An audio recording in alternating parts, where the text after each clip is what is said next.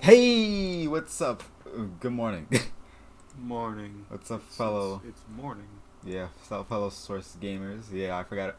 Thinking about it, I kind of keep forgetting it. Oh no! Hmm. As soon as we started talking, uh, OBS decided to drop frames. God damn it! Classic OBS. Oh no. Oh Well, no. we should be fine though. We should be fine. Hopefully, Hopefully. hopefully we good. Yeah. Dropping frames doesn't really matter as long as the audio's intact. Honestly, for this. Okay. That's true. That's Yeah. true. All right, so it's Saturday, June 22nd. It's been like a It's week, been I think, since E3. it's been a long time since our last Good Morning Source Gaming, so Yeah, we've got a bit to talk about. for the last GMSU was like June 1st, I think, 21 days ago. That sounds right. Yeah, Uh, goddamn. How's things been going? Things have been going okay. My birthday's in 2 days, so that's cool. That's true. Oh god. Devil May Cry for Switch comes out the day after my birthday. Jeez. Are you gonna buy it? Definitely, right? I'm gonna buy it unless some stuff happens. We like won't talk about that. like being broke. Welcome to the broke club. Yeah, the broke club. I hate it. Oh.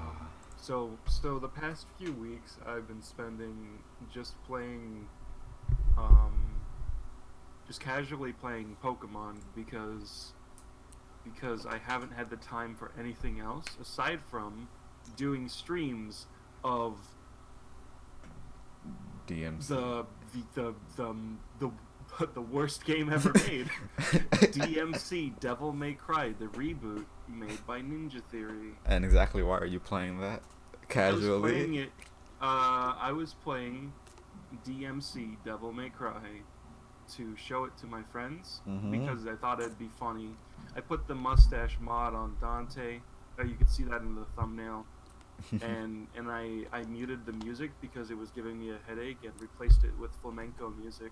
Which, you know, the results were better than I expected. The music sync was too strong. Is Twitch gonna take you down for that, or is that like free to Video use game music? flamenco music. Oh, okay. So I'm good. The VODs from my DMC Devil May Cry flamenco streams are up on my Twitch channel, twitch.tv/shadowlink. You Right. should check them out because some wild times happen then. As someone who's never played Devil May Cry game, would DMC Devil May Cry be a good start? No! DMC Devil May Cry is like a fundamentally super flawed game Yeah. because it's an action game with Right. like human-sized enemies Mm-hmm. and there's no lock-on. Wait, there's no lock on. There's no lock-on. Are There's you? a soft lock-on where you attack in the general direction of the enemy that's closest to you, Yeah. which is the worst because you'll just target random enemies across the room because it doesn't work half the time. Mm-hmm. And that's the biggest flaw in the game, that there's no lock-on. Because I swear, playing that game, I'm just like rocketing back and forth between different enemies, and it doesn't feel good in the slightest to do that. So it's like Kingdom Hearts 2 when you don't actually turn on the lock on. It's like when you like it has the yellow reticle on just on any enemy, and then when you turn around it goes to an exactly different enemy or whichever one's close by. It just targets random enemies, dude. Oh god. How are you allowed to make an action game without a lock on?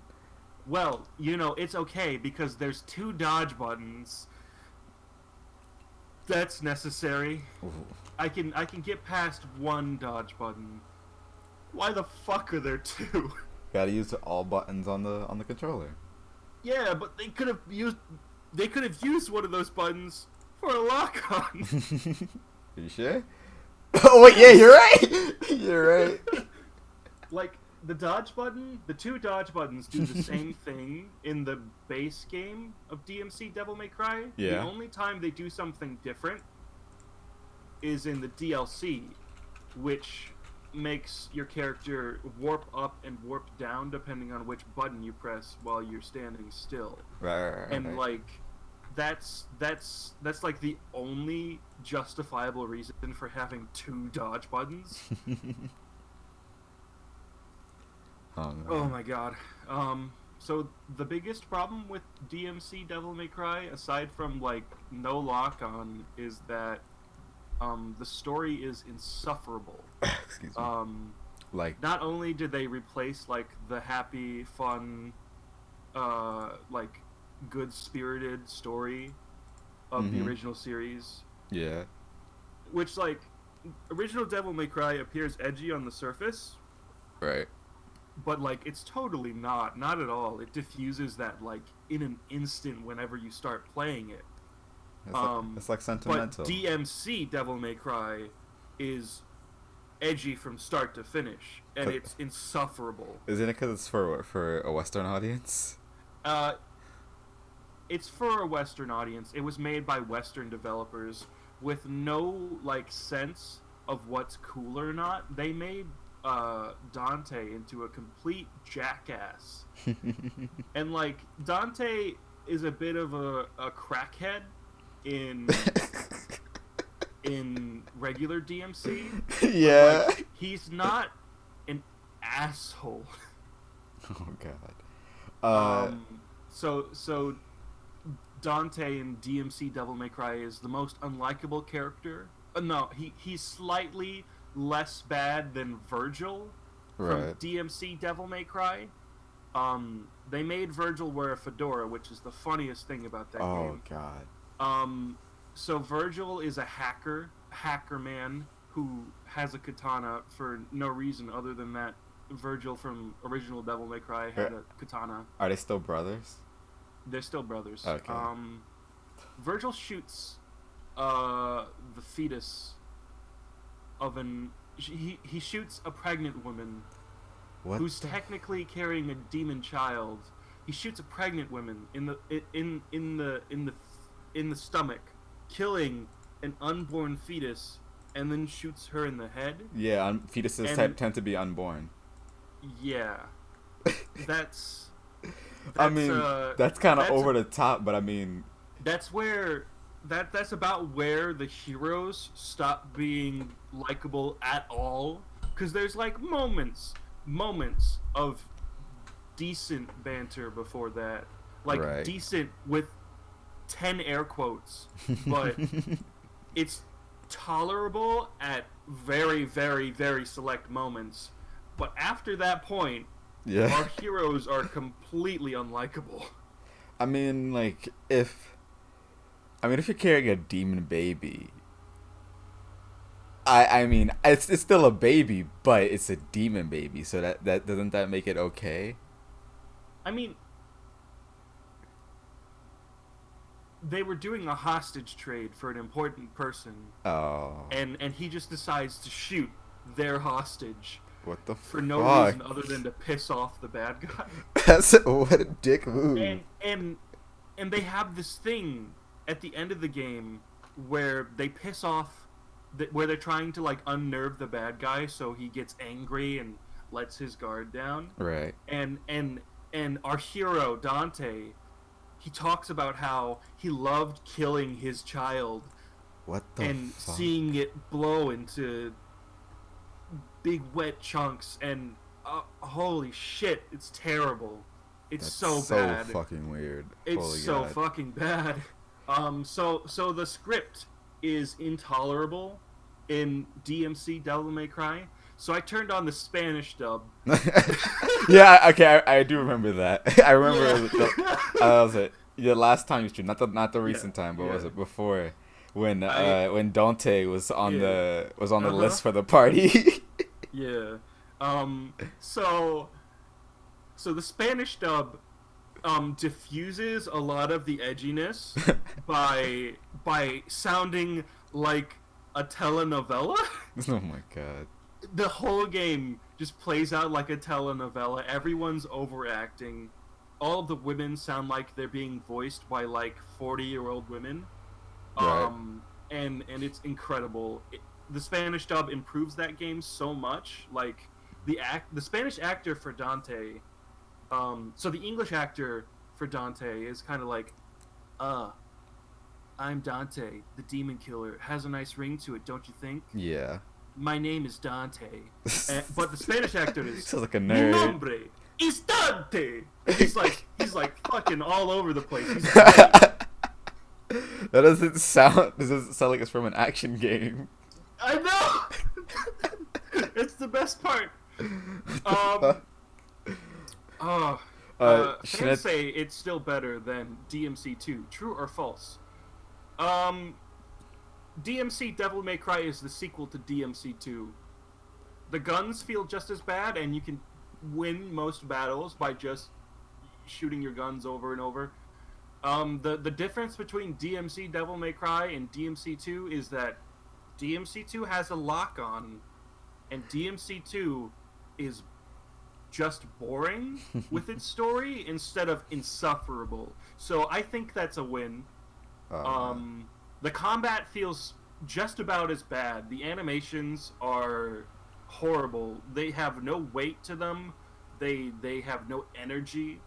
The level design is slapdash, and the use of color hurts my eyes because there's a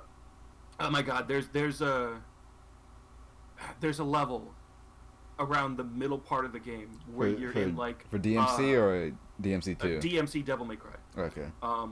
There's a level partway through the game where you're in like a demonic nightclub. Yeah.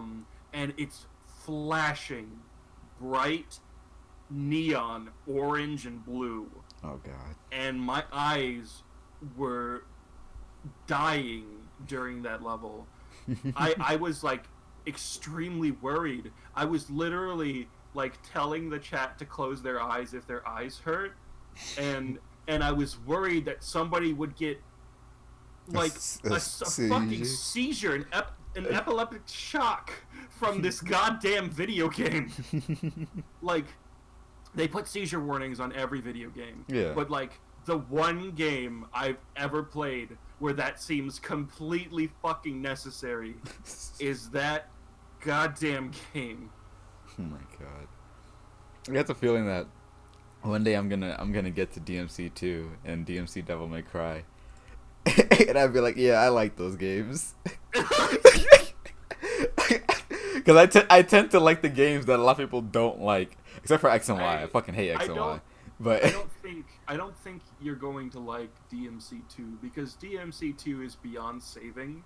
DMC Devil May Cry is a game that people who don't like Devil May Cry like because it's easy and they're bad at regular Devil May Cry and they don't like fun. But DMC2 is literally actually a bad game. That sucks. Like I know why people like DMC Devil May Cry, and it's because it's easy. It's so fucking easy. I was playing on the highest difficulty, and it was easier than every other Devil May Cry game except for Devil May Cry 2. We don't talk about that game anymore.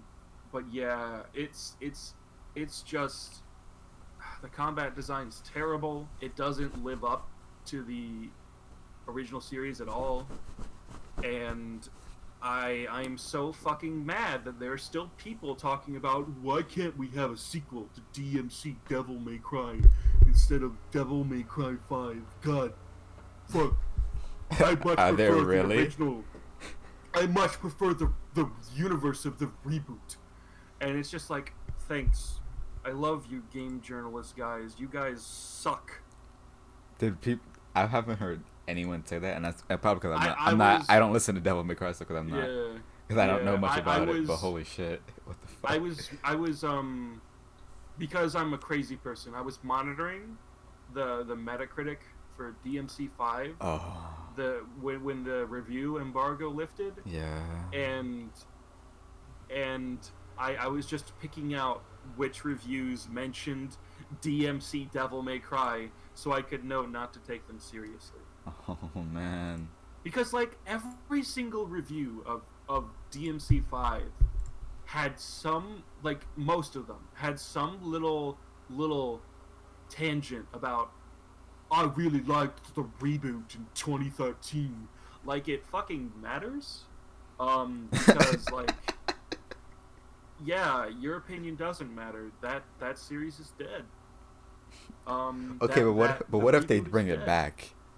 If they bring it back, I will lose all faith in Hideaki Itsuno, because he says that he wants to make DMC Devil May Cry 2, and that man, I have a lot of respect for him, and I love what he's done. Yeah. But holy shit, if you actually make DMC Devil May Cry 2, But what if he makes it, but makes it good?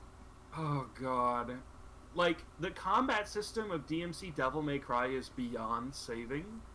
So the way you switch weapons in regular DMC is that you press a button and then you switch to another weapon. Right. In DMC Devil May Cry, you have to hold down a button to access another line of combos for your guns and your melee weapons. And oh my god, my hands fucking hurt playing that game because of that. So instead of flowing into your combo, you have to press a button to choose to do a line of combos? Yeah. That's so... You have to hold down a button to use a different weapon. Right. Instead of just pressing a weapon and that switches it. Oh, that's really fucking weird. Why would you... And the reason the game is like that, so DMC Devil May Cry has 3 weapon modes. It's got the normal mode, the normal string of combos. Right. The angel mode, because Donte is half angel, half demon now, because it's cooler than being half human. You can be your angel or your devil. Literally. Yeah. The angel mode, which is like weaker, faster combos with different weapons. Mm-hmm. And the devil mode, or the demon mode, whichever one, which is stronger, slower combos. And the reason that game is like that is because they released a game in like 2009 or 7 or whatever. I don't fucking know. I don't like that game, so I don't know the year it came out. Yeah. Ninja Theory's first game is called Heavenly Sword, and it has the exact same combat system. They literally copied and pasted it. Oh. So it's not the same engine, but just the same combat style? It might be the same engine. I don't know. Oh, shit. It was on Unreal Engine 3, DMC Devil May Cry, so Heavenly Sword might be on that. Oh god. But yeah, that Heavenly Sword has the same combat system where you hold down a button to access weak mode and strong mode.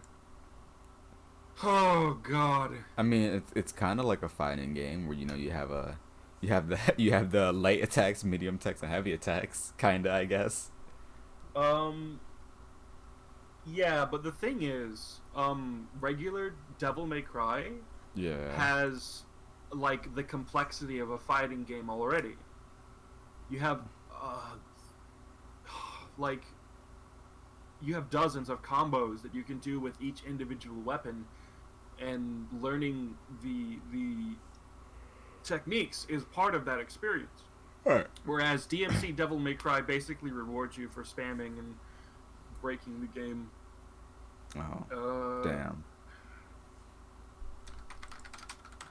Think about... The chat is asking who Donte's voice actor is. Yes. Let me check that. I think it's a guy named Tim Phillips. But let me check. Have you played what's it called? Bayonetta? I've played Bayonetta. Okay. How would you compare the the fighting system, well, not fighting system, but the gameplay mechanics between Bayonetta, DMC Donte, DMC Devil May Cry, and the normal Devil May Cry series. Because I've played the first Bayonetta and I really liked it. I would say Devil May Cry is more focused and has more emphasis on learning techniques because there's less of them. It feels like really poignant whenever you get a new combo because you have to unlock them by spending points. Right. And you start with like a bare bones moveset, and then you unlock the essential techniques you need, like a stinger to approach enemies and stuff like that.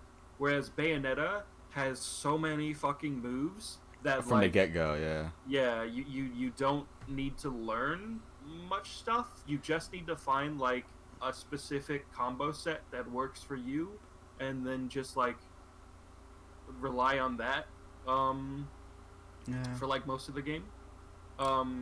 So it's like and the thing with Devil May Cry is that it rewards like skill and planning because you're trying to be as stylish as possible. Yeah. But you have to actually like understand the game in order to look stylish and feel stylish.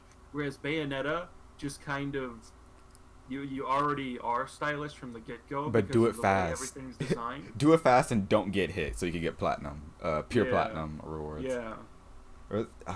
I felt like for Bayonetta, it could have the game is fun, but it feels like how you were saying that you can just use one, what was it, like one combo style or like one combo and then you can just stick with it. But I felt like only at certain points over certain challenges I had to switch to a weapon. So like I don't remember what they're called, like the little gates, like the challenge gates or whatever. The Alpine portals, I think that's what it's called, where you have to like do challenges for like a certain amount of time. I felt like for challenges like that, where you had to like don't touch the ground for like for like a minute or two, I felt like, okay, now I have to use the whip because it has that effect where if you hold it, you can grab onto an enemy and flip off of them, and you can just keep yourself propelled up into the air, going higher and higher. But if like but like for normal battles, it's like, okay, I'm just gonna use a sword because not only does it have range, but Bayonetta's whole moveset is that it could flow. Almost her entire moveset is that it can flow into anything that she does. Yeah. So the thing about Devil May Cry is the entire combat system is kind of focused around getting as much airtime as possible. Because you have a technique called the enemy step where you can jump off of enemies, and that'll like reset your jumps. So if you use your double jump and then you jump off an enemy, you get that double jump back. I think that's how it works. If I'm wrong, I'm sorry. I'm a fake fan. But staying in the air as long as possible is like the key to Devil May Cry. And the thing about DMC Devil May Cry is that you can grapple onto an enemy to bring them to you. Right. Jump off of them, grapple them, jump off of them, and essentially remain in the air forever. Yeah, that's like Bayonetta. Okay, that's literally just like how they do it in Bayonetta 2.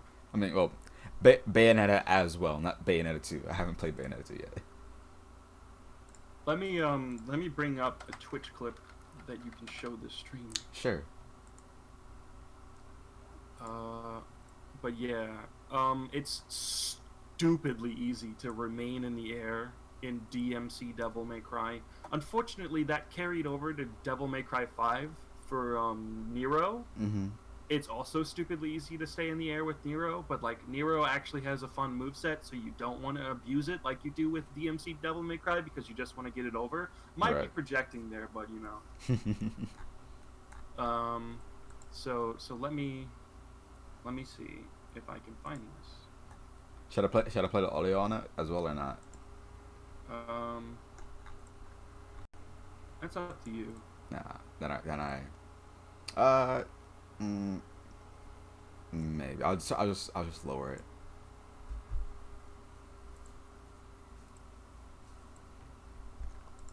And what was it? Devil May Cry is Kamiya's baby, right?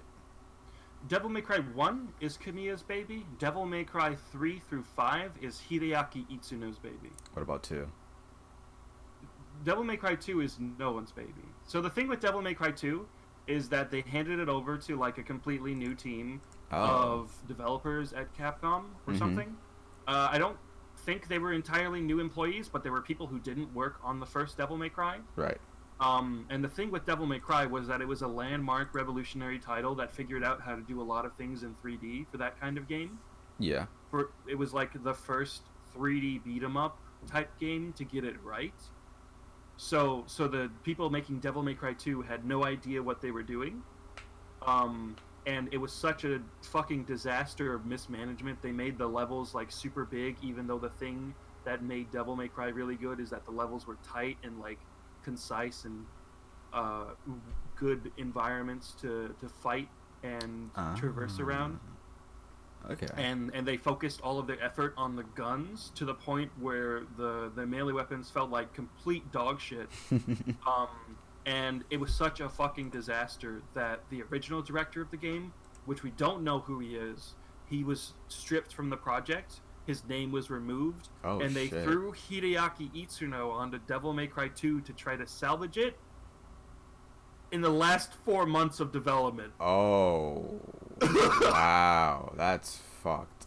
And apparently, a lot of the things that work about Devil May Cry 2, and the fact that it even resembles a Devil May Cry game to begin with, is because of Hideaki Itsuno's involvement.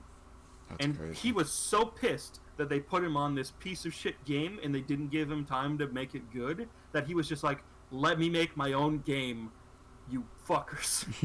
and they let him make Devil May Cry 3 and Legends were made. It's one of the best games ever made. But the series is created by Kamiya. Technically, yes. The first game is Kamiya's baby. Okay.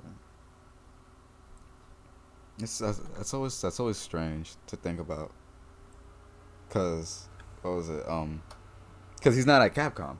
He's with Platinum now. And then it's also like, okay, well he's doing Bayonetta, but it's like this. I'm guessing that they don't talk to him about any of this shit anymore because he's gone now and he's doing his own thing. Yeah. But it's also like, does he have any attachment still outside of just relationship wise? He likes the newer Devil May Cry games. Okay, that's good.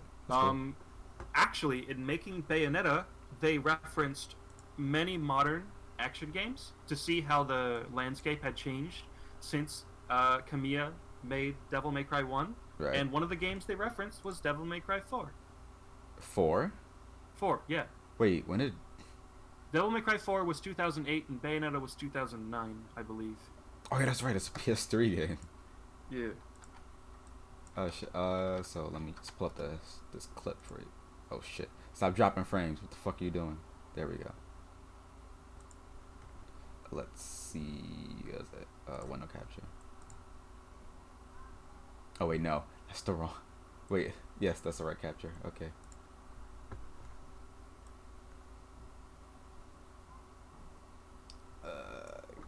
Okay. So we got this just clip right here.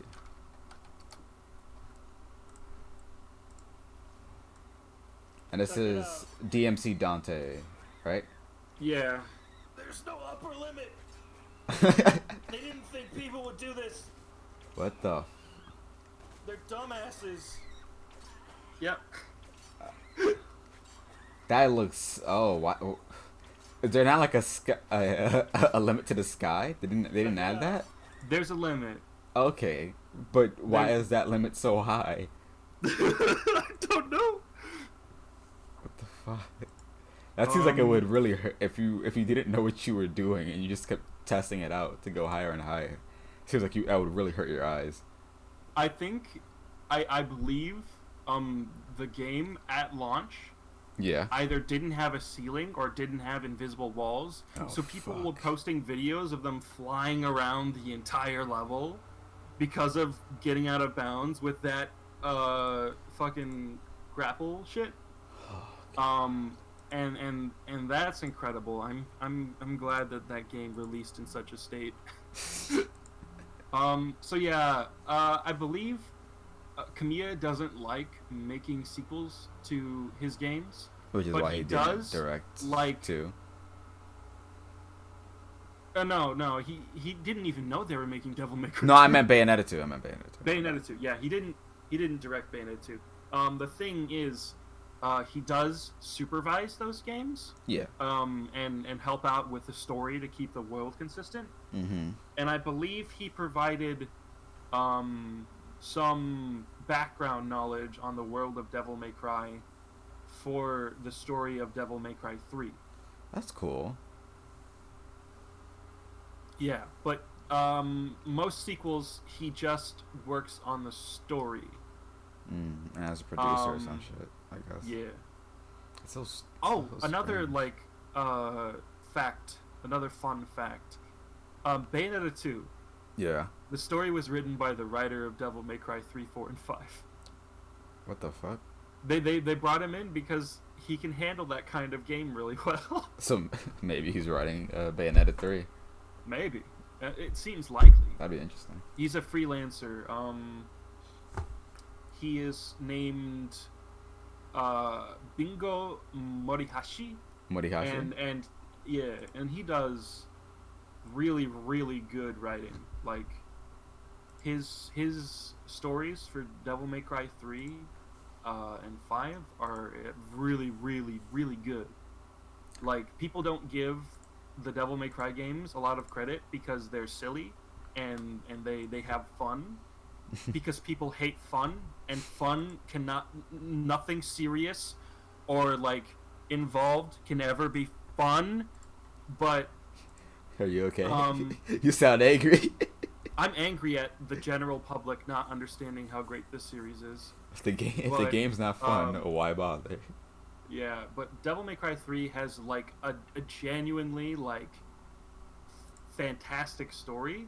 Like, it's very simple, but it does everything it needs to do to be emotional and impactful. And because of that, it has like one of the best final bosses ever in a video game. The fight against Virgil at the end of the game is incredible, and it's unbelievably like heart-wrenching, and I cry every time I play Devil May Cry 3. Oh shit. But his writing is just fantastic. And the thing, Schnitzel from Chowder, not sure if it was discussed. Remember the terrible publicity DMC got from critics and the director lambasting fans? Yeah, so I heard about that, and for some reason, game journalists decided to lambast and mock fans for not liking the reboot, like literally taking their series and like shitting out something that was completely different. That's so weird. And I don't know why they got so personally involved in this. It was fucking ridiculous. But apparently a really like outspoken vocal minority of people working in games journalism hate original Devil May Cry and hate fun. So they were very excited to have a new game completely destroy original Devil May Cry and use the name and replace it with something that they could like because it's serious and it takes itself seriously. It's not cartoony like the original Devil May Cry. You guys, why are you complaining about Donte's hair not being white? You guys are just nitpicking, complaining, when like the entire game's universe was completely different and like a bastardization of what the original game series was. It's so strange. And the worst part about it is that the developers were also like mocking fans of the original series and the original series itself. Yeah, They, I heard about that. Was it from the what happened video from Matt McMuscles? Is that his name? I think that's yeah, his that's name. his name. Yeah. But yeah, Ninja Theory, infamously had a panel where they talked about their Okay. version of Dante, their version of Devil May Cry, where they were talking about how he was Euro punk, cool. He would fit in if he was in a nightclub. Original Dante would stick out like a sore thumb, and they're a bunch of fucking homophobes because Wait, isn't that they, the whole point that he's supposed to stick out though? yeah, he has no sense of fashion. That's the point. Um, but the thing is, they photoshopped original Dante Yeah. from Devil May Cry 4 Mm-hmm. onto like a screenshot of Brokeback Mountain and just like presented it Tell us, like it was funny. Brokeback And Mountain. and what? What's that? Oh, it's a movie about two gay cowboys falling in love. Ah, that's cool. Yeah. So they presented that Photoshop. Yeah. And oh god, sorry, I'm fuming. It's okay. It's okay. For a second, I thought Discord froze. I was like, oh no. No. Is he angry or did Discord kill him? But yeah, they presented that fucking picture as if it was a criticism in and of itself, when like Dante looking like a gay cowboy is like not a criticism, that's just a thing. And it came full circle when they gave him a cowboy hat in Devil Oh May Cry man. 5. It all comes back around. Yeah, I love seeing the original developers like embracing the fan base with Devil May Cry, cause like that cowboy hat, that had to have been like a response to the dumb bullshit that Ninja Theory pulled. Oh, and what was it in 5 where he does the fucking Michael Jackson shit? Yeah, yeah. Oh man. It's incredible. It's good. I love Devil May Cry 5.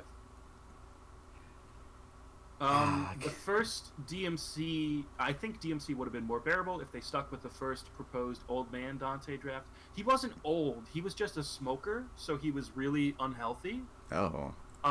But the thing is, they definitely changed his personality after the original reveal trailer, because the original reveal trailer for Dante had, for DMC Devil May Cry, had Dante as like an edgy, like, emo kid instead of like an edgy asshole. Oh boy. He was like a smoker, and he had like giant bags under his eyes. He was really thin. And obviously they got a lot of negative feedback from that because it wasn't Dante. So so they tried to make him a little more like original Dante. But they didn't, Right. because so the thing about original Dante is that he's wisecracking. You mean like Beta Dante or as No, an original Dante as in DMC, normal series? original Dante, original Okay. universe Dante. Okay. He's wisecracking. He's cocky, but he's like fun. Yeah. And he has fun with everything he does, and Right. he makes fun of himself at times. And when he's serious, he's serious. and he's like really, when things get serious, he's like really heartfelt, and he like completely like so the thing about original Dante is that his like cocky goofball attitude is like a facade Right. to cover up his actual personality, which is a depressed, down on his luck, Oh God. like, he's essentially a hobo. And they kind of got that right with DMC Devil May Cry, because he's a hobo. But aside from the fact that they're both like hobos, the difference between them is extraordinary because of the type of hobos they are. It's a really bad descriptor to call them a hobo. It's just a funny joke. Is it kind of like I don't again I've never played Devil May Cry, but from what I've seen of the two characters, is it like Donte is like a hobo living at large, and Donte is like a hobo that's trying to make it by? Yeah, basically. Okay. Original Donte runs his own business, Right. and he lives in the building of the business because he's where else can he live? he can't afford anything else, so he basically runs his business out of his house, and he constantly like doesn't take jobs. He only takes jobs that interest him, and because of that, he's always like short on cash, taking tabs on like pizza. Oh god. and other food. Like I believe he has a tab at a local bar, and it's like astronomically high. But original Donte also has this like quirky side to him where he really likes like bright red coats. Yeah. So if you weren't able to tell, a bright red coat, and he ruins it. Oh shit. On every job he does, so he replaces it with every job he does, and this is like a downward spiral of him buying multiple $8,000 jackets. Every job he does. So like Dante's budget is like literally that drill shit post with candles, except it's like somebody help me budget $20 pizza, $15 strawberry sundaes, $8,000 my jacket. Somebody please, I'm dying, I can't feed myself. God help damn. me. He's like a troubled teenager that's trying to make it by, but his priorities are so out of whack. Yeah. That's the thing about Donte, is that he's kind of relatable in that sense, because he's down on his luck like just a normal guy. He could use his like super demon powers to wreak havoc and be a mobster, but he's not evil. But he decides to fight for humanity, and he uses his powers for good.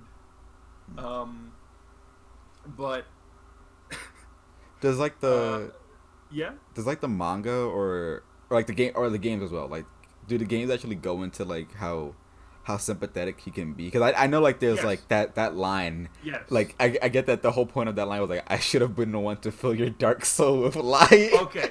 Like that's I when I hear it, I get that it seems like it's supposed to be sympathetic, but it's just the take that's the issue. The voice work is bad. The problem. The writing's a little wonky in the first game. The writing is still a little wonky in Devil May Cry 3. Yeah.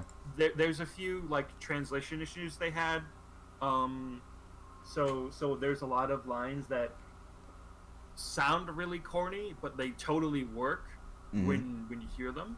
And there's a lot of like sympathetic, like character development for Donte in Devil May Cry 3 and 5. You get to see like parts of his past and how he handles things, and just generally, like, it's pretty clear that this like cocky, like kind of ashholeless persona isn't actually him. But DMC Donte, no, that's him. The game starts with him going to a nightclub and bringing back two ladies and have casual sex with them in his trailer. Right.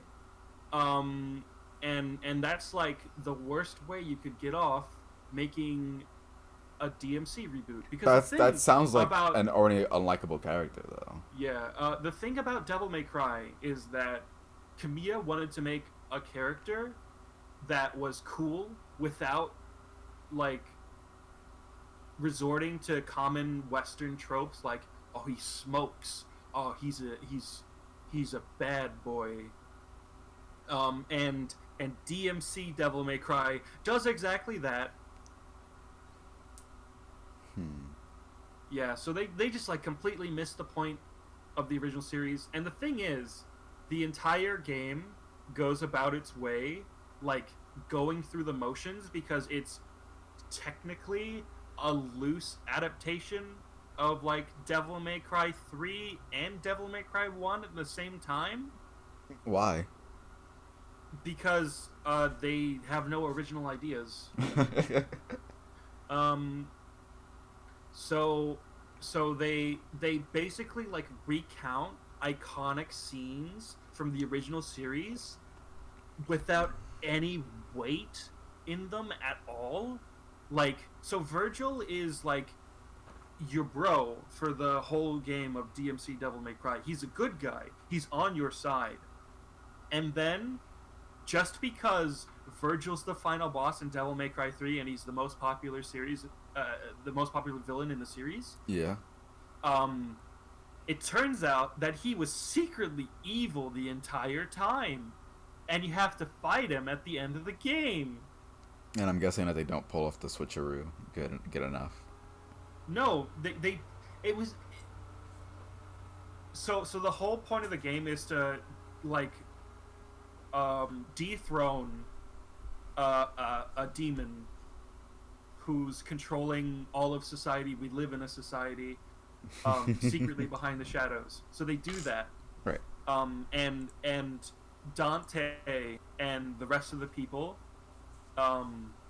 working. By the way, Anonymous is the good guys trying to dethrone. Wait. You mean the hacker group Anonymous? Yes. Why the fuck?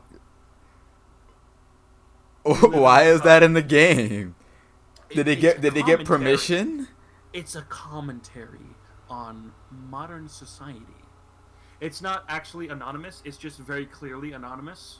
It's very blatantly anonymous. In the realm of the DMC Devil May Cry story, do they constantly take down the PlayStation Network?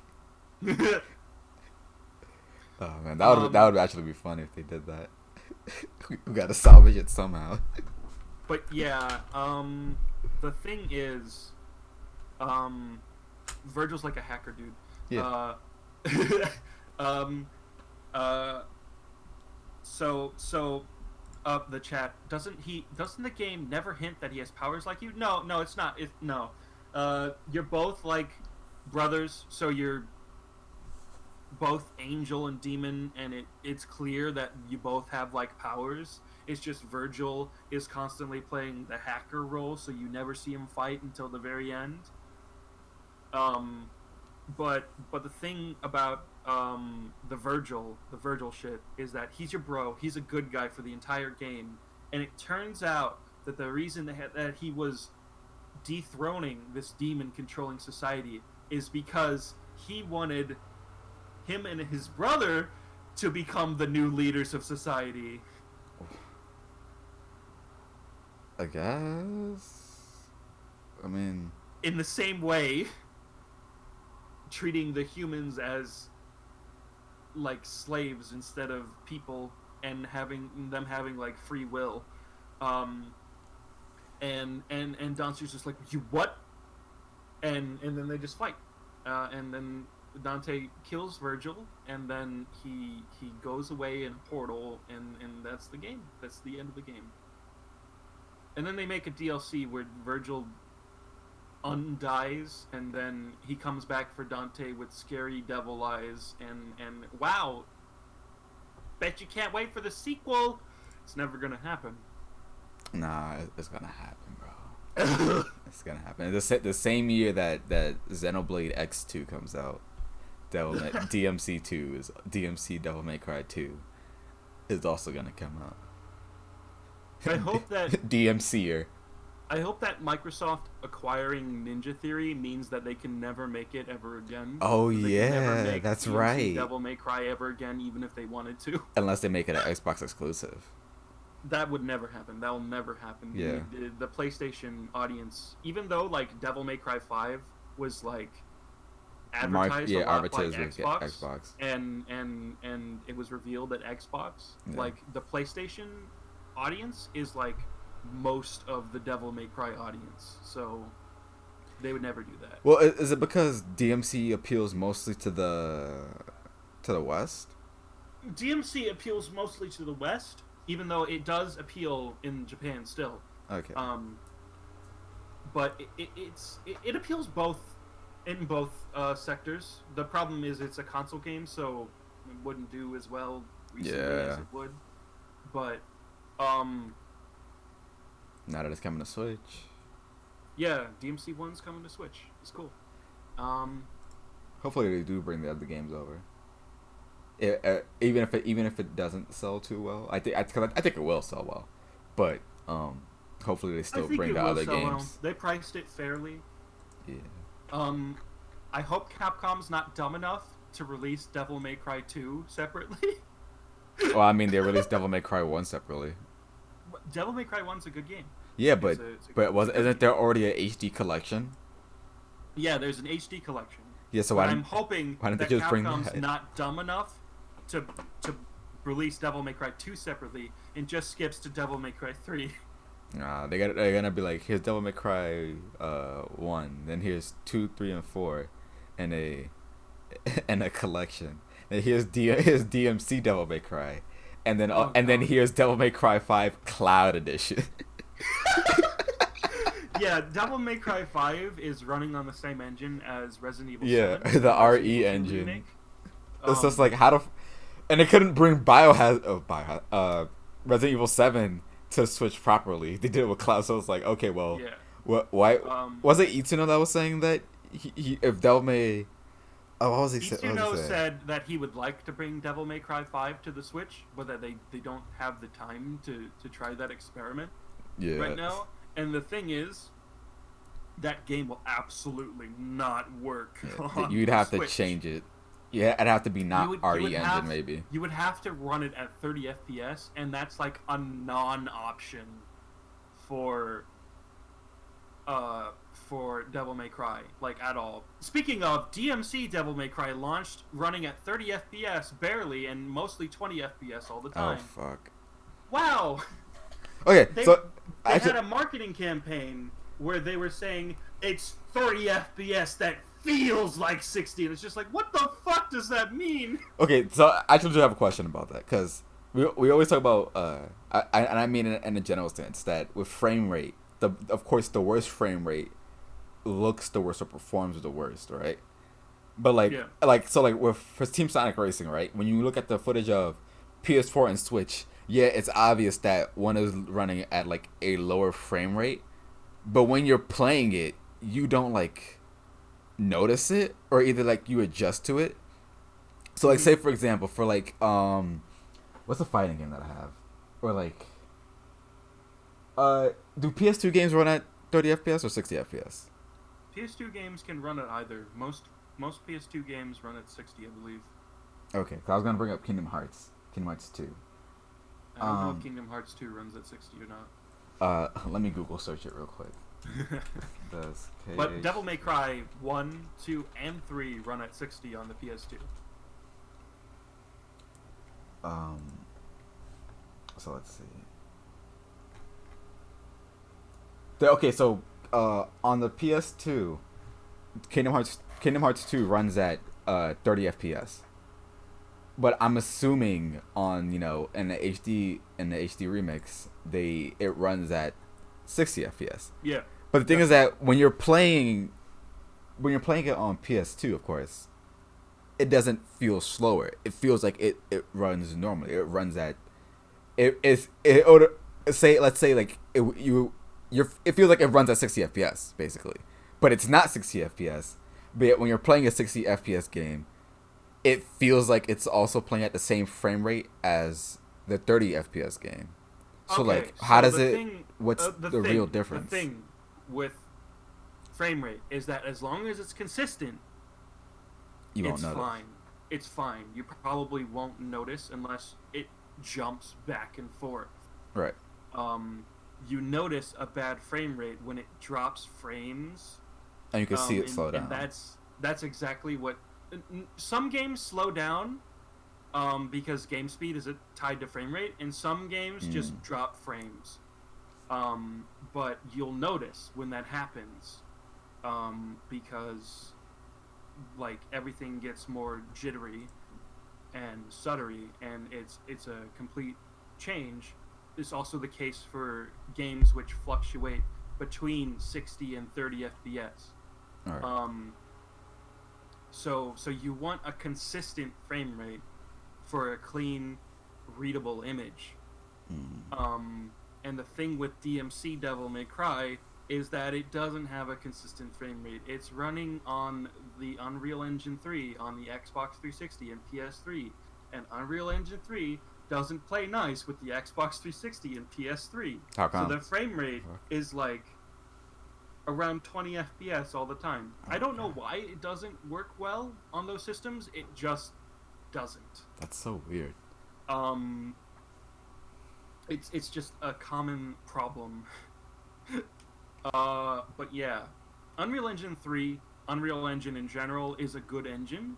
It just didn't play well with consoles with Unreal Engine 3. Ah. And I don't know why. Just Because I'm not like a professional just yet. I've worked with Unreal Engine. I just have no idea why it didn't work too well on those systems, but it doesn't. But yeah, consistency is the key for frame rate. So that's why you'll see Digital Foundry or whatever talk about when they talk about frame rate. When there's an inconsistent frame rate, but it's still above 30, they'll Right. talk about how there should be a cap for 30 because it's noticeable and it detracts from the experience when it fluctuates between like 45 and 30. Right. So if it was 30, you wouldn't have to worry about it dropping. Yeah. Oh, okay. If it was 30, it would stay there at 30. But because it's uncapped, it fluctuates between 45 and 30. Mm. That's cool.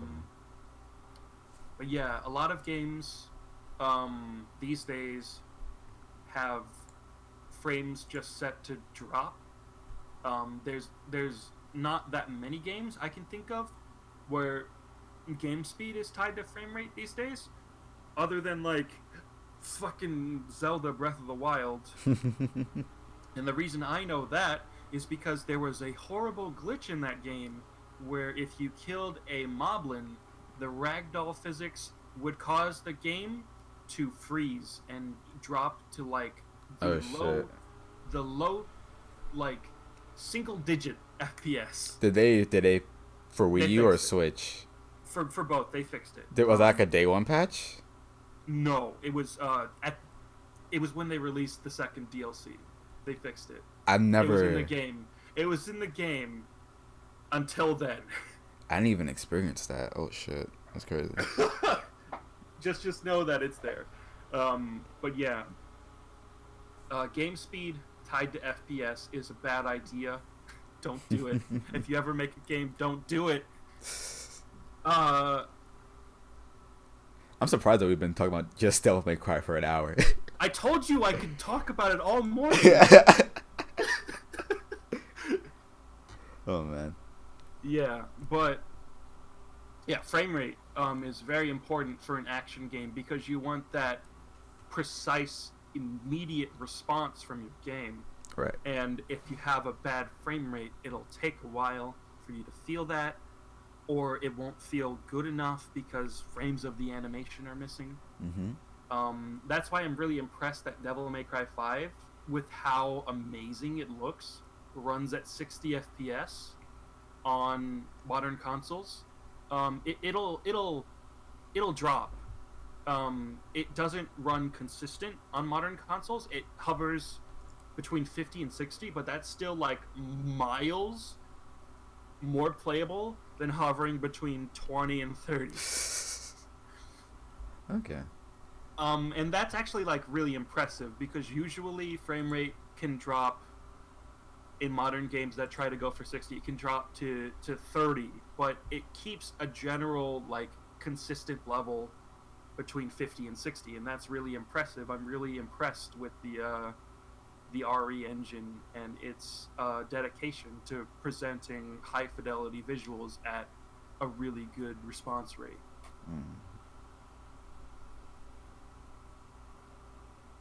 Now what do we talk about? I mean, yeah. So DMC Devil May Cry is not good. You can watch my playthrough of that on Twitch. Twitch.tv/AShadowLink. All of the clips all of the VODs are saved as highlights on my channel. I save every stream I do. But yeah, you want to talk about Pokemon? yeah, sure. Let's talk about Pokemon. Ah, man. So I'm so stuck in between talking about Pokemon and not wanting to talk about Pokemon. 'Cause I feel like there's so much to talk about, but I'm just gonna keep repeating myself. But then I'm watching, and then what was it? So recently I've been watching some other people's YouTube videos because I have them recommended to me in my on YouTube now.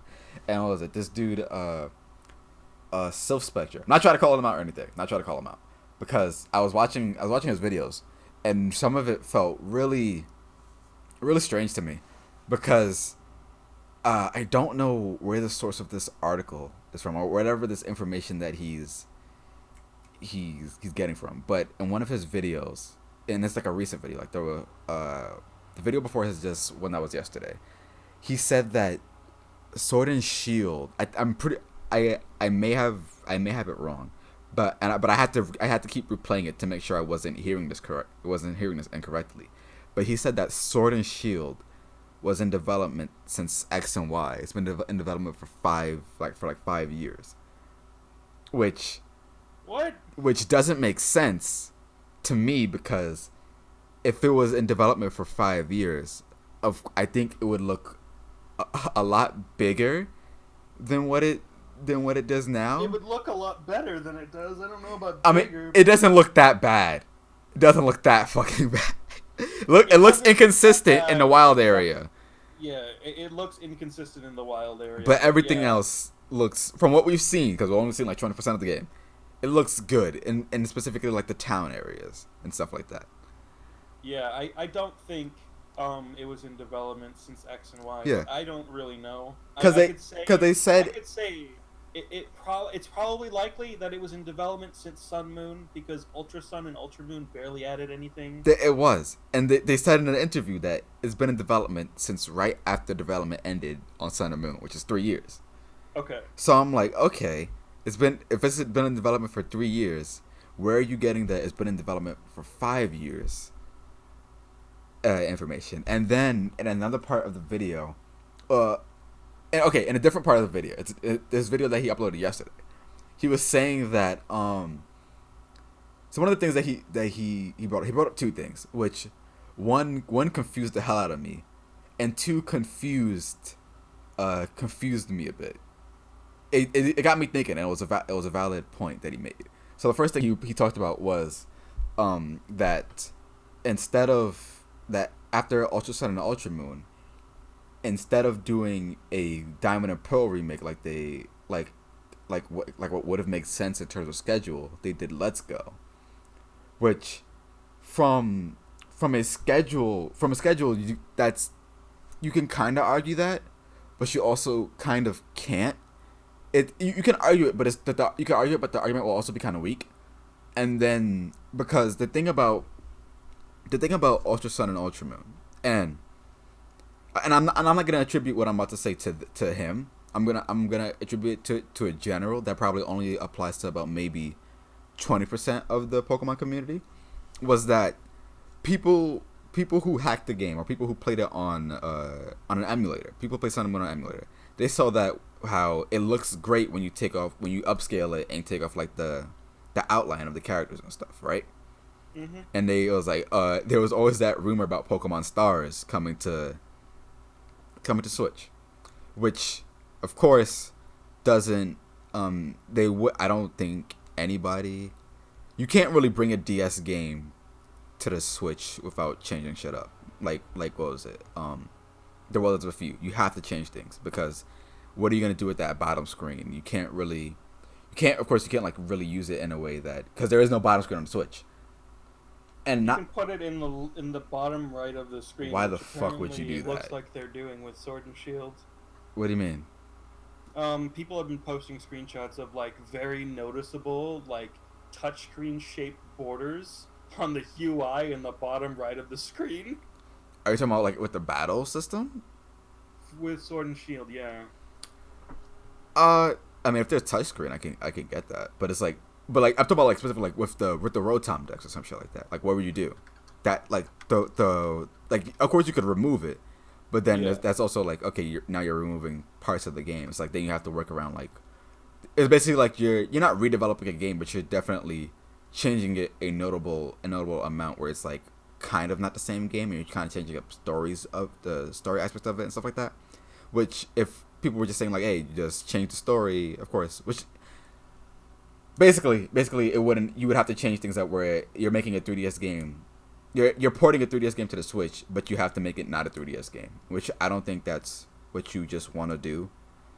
Yeah, it'd be much easier for a game that wasn't designed with the 3DS in mind. Yeah, but with Sun and Moon, they use that second screen a whole lot, right? And it'd be much harder to bring over. Right. And I understand that right now, what people are asking for is a Sinnoh remake, right? Yeah. But it's also like, why are you asking for? And again, not attributing this just to Silph Spectre, just in general, but for the people that were, I don't think the people that were asking for Pearl and Diamond and Pearl remix were also asking for Pokemon Stars, because Pokemon Stars in the rumor was that it's just an upscaling port of Sun and Moon. So it's like, okay, a Pearl and Platinum remake does make sense. Does make sense on the Switch because it's a remake. You're remaking it onto that new hardware, right? Mm-hmm. But it's also like then you're also changing up aspects of where Pearl and Platinum was, like with the Pokédex, like the fact of the accessibility that you have with these items with the Pokédex, and that's part of the reason why I think a Pearl and Platinum remake kind of won't happen, or any remakes in general won't happen unless you considerably change it up. Or just me not being able to imagine how would it work when a lot of that game was designed around it, or the mechanics of that game was designed around it. Yeah, but I can get that. But it's also that for in terms of remakes, we had Ruby and Sapphire, then we had a remake of Fire Red and Leaf. We have the remakes Fire Red and Leaf Green, and then we had Emerald. And then with Diamond and Pearl, we have Platinum, and then we had a remake. For Black and White, we had Black 2 and White 2, and then that was the end of the generation. X and Y, and then Oras, and then that was the end of the generation. So the argument that on schedule, it should have been on schedule, it's like, okay, well, it's kind of like, yeah, they could have done a remake if they didn't do Ultra Sun and Ultra Moon, which is, that's a fair point, right? But then it's also like, now you're having them make a new game in 2017 when we already know about the Switch, instead of having a focus towards the Switch. Because the thing is that for Sun and Moon and Ultra Sun and Moon, yeah, things are changing up, but it's not changed enough like it's an entirely brand new game. It's just like an expanded upon version directed by a different person, which they could also prioritized making a new Pokemon game over making Pokemon Z, which was definitely a thing that happened. Yeah. Because of all the stuff surrounding Sun and Moon, that seems like suspiciously like things that would be in a Pokemon Z. yeah, like the Zygarde two new forms forms. of Zygarde, and the fact that the new fucking mechanic, the big mechanic in Sun and Moon that they introduced, is called goddamn Z moves. Right, yeah. Yeah. So, I mean, the way that Z moves work though is completely different. Yeah. Than like it has nothing to do with Zygarde. But yeah, that's a good point. I never thought about Yeah. that. It's like several Z themed things that just happened in Sun and Moon. Right. Yeah.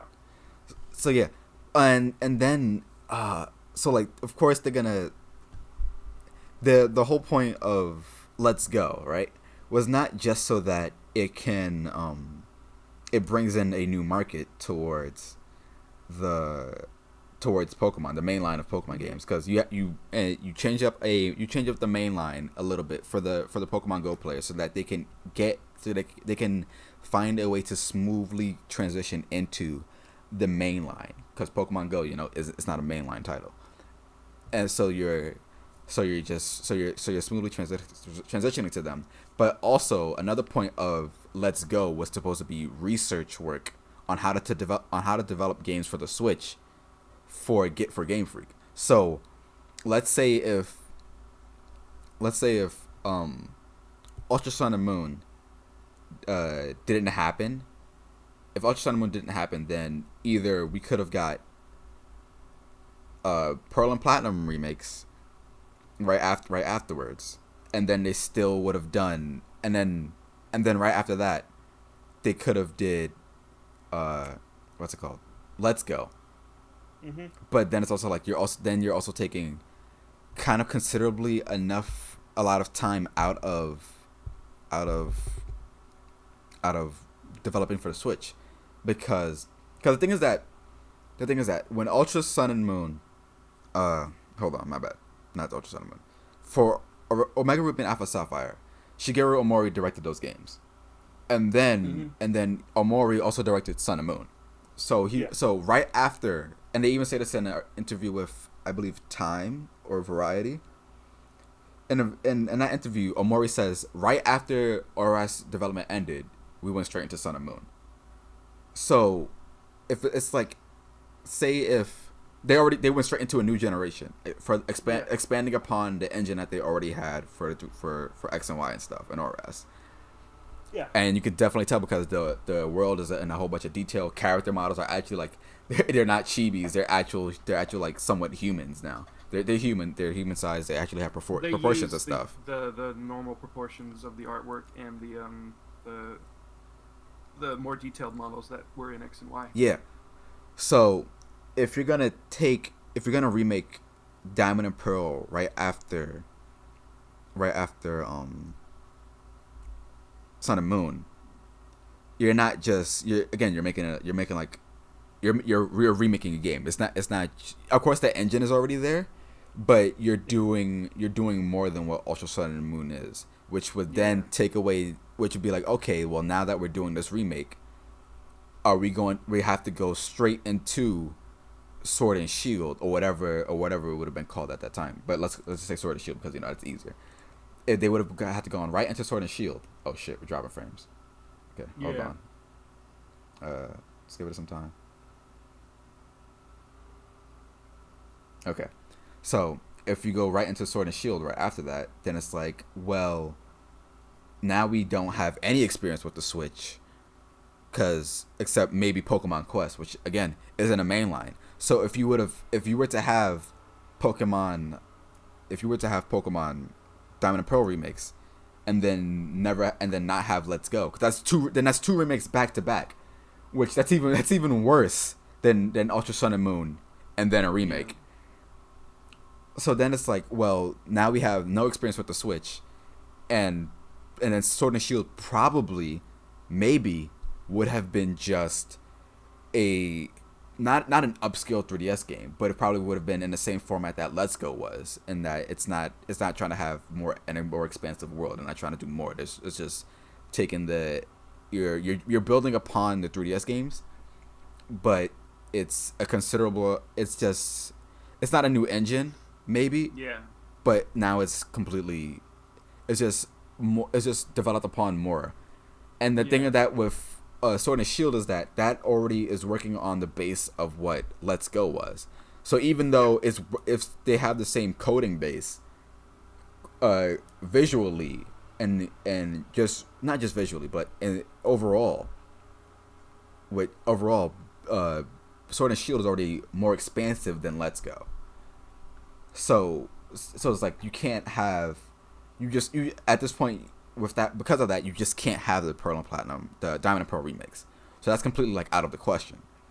Yeah. But then, and again in his latest video, Sil Spectre's latest video, and again not attacking him. It's just like my responding to his train of thought, because these are arguments because what he said in his videos were arguments that I haven't heard of and that I never thought of. So I'm just kind of like responding to that in terms of does it make sense or does it not make sense? So trying to evaluate how it works. Mm-hmm. So then he kind of brought up how oh man, what do I want to address next?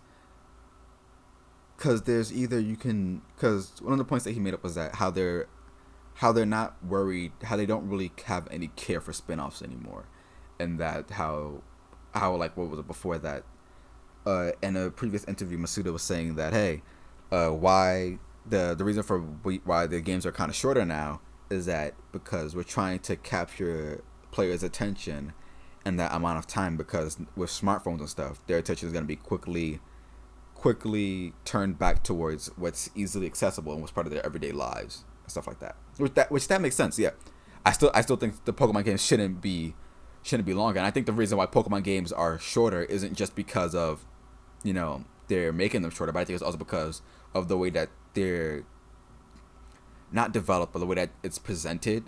Because with all the older games, they're gonna take a while because it is a sprite based game. You're working with sprites, and that because the older games were slower for sure. yeah, because you're just a sprite. You're just a sprite, and the world around you in that sense is much bigger. You have more to travel because you're smaller. But with the 3DS games, oh, you were about to say something? I've been playing X and Y, just to figure out how I feel about the game, because I haven't played it since it came out. And I've noticed that a lot of the areas are still designed like 2D Pokemon areas, but because you can go so fast with the movement in that game, right? They're over in less than a minute. Yeah, which is just like insane. Like I guess to give a comparison, for every like sprite based, for every like pre 3DS Pokemon game, it would take me at least maybe, because I also have school and stuff. I'm not just binging a game. It took me about maybe a month to maybe 2 months to beat the game for the pre 3DS games. Every 3DS Pokemon game I've beaten in 5 days. and that's just because the world is bigger. The way that you can travel is just so much bigger. And with ORAS, it still took me 5 days, the same amount of time that it took me to beat X and Y. But of course, I had that background knowledge of ORAS because I've been playing Omega Ruby and Alpha Sapphire. I've been playing Ruby and Sapphire for literally years and years. I can replay those games at any time, and it's just easily so accessible because I still have my old DS and I still have my Game Boy Advance, so I can pick that up and play it, and I remember how to play it. But even then, it's gonna take me some time to finish it. I'm not just gonna finish it I might be able to finish it in 5 days if I'm binging it, but because the world is bigger and I'm smaller, there is not less to traverse around, but there's more to traverse around because it's so big. And with the 3DS games, the world is still big, but because now I'm bigger and now my means of traveling are also bigger, I can easily get through the game.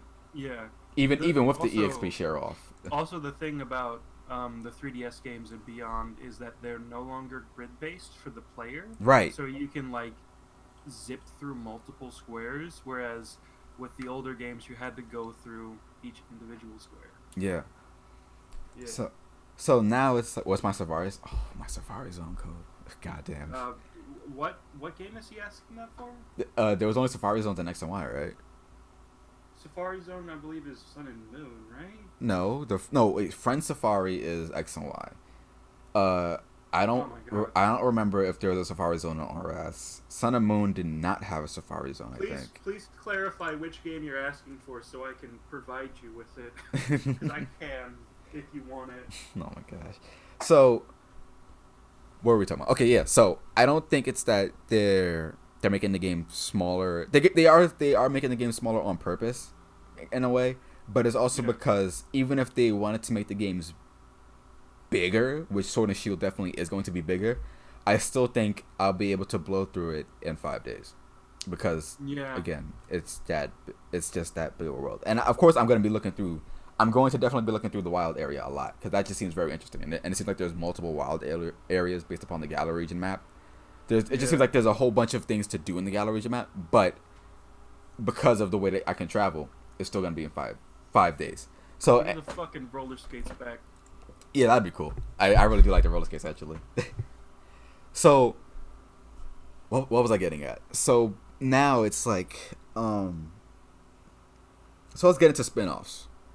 Let's bring up that point, where he was saying that, that Game Freak doesn't really care about the spin-offs as much, because they can just do it on smartphones, whereas the last Battle Revolution / Stadium game was 2007, 2008 maybe, whenever the Wii was out. Sounds about right. Yeah, that was a year after Diamond and Pearl. Yeah, and then the last other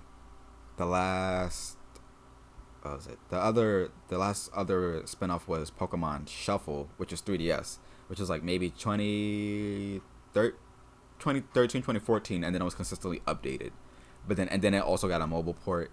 And then we have Pokemon Rumble World, which was the 3DS game that came out like maybe 2015. And then we had Pokemon Mystery Dungeon, Super Mystery Dungeon, that came out 2015, which was 4 years ago. Crazy, honestly, to think about. But the thing is that now that I would say that's not that far ago. That's not that long ago, but that's 4 years ago. When you think about it, it's like, oh shit, it's been a while. Yeah. And then every other every other spin-off has been on mobiles, except for Pokken, which was originally on Wii U and then got the DX on Switch, and then DLC. Joint, Yeah, that too. And also the thing is that also the none of the spin-offs are developed by Game Freak either. Yeah. I think the only Game Freak developed spin-off was Pokemon Quest. Genius Sorority did every other what's it called, spin-off. So it's like Game Freak never even had a care in the world about those games. But if we're gonna talk in terms of the Pokemon company, there was that importance.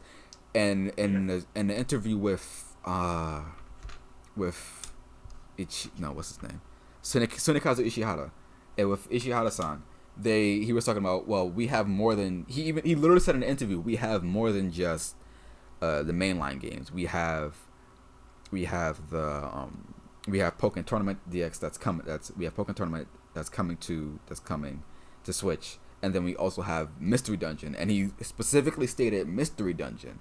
Now, whether or not we will see a Mystery Dungeon game on Switch or not we don't fully know. It could very well be a mobile game, considering the fact that Pokemon Masters, the one that they announced at the Pokemon conference, that's Game Freak based, because it literally was by Kensugi Mori, which is Game Freak's illustrator. So that's coming to mobile. But the thing is that from when I was watching this video, he kind of completely glossed over the fact that Pokemon spinoff is coming to the Switch, and Detective Pikachu is getting remade and having its story expanded upon. Yeah. So they clearly are doing something with the spinoffs.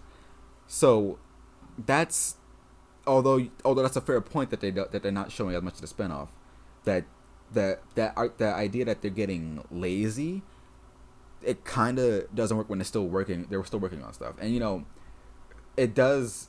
I get that they're with a console, they're able to expand things more.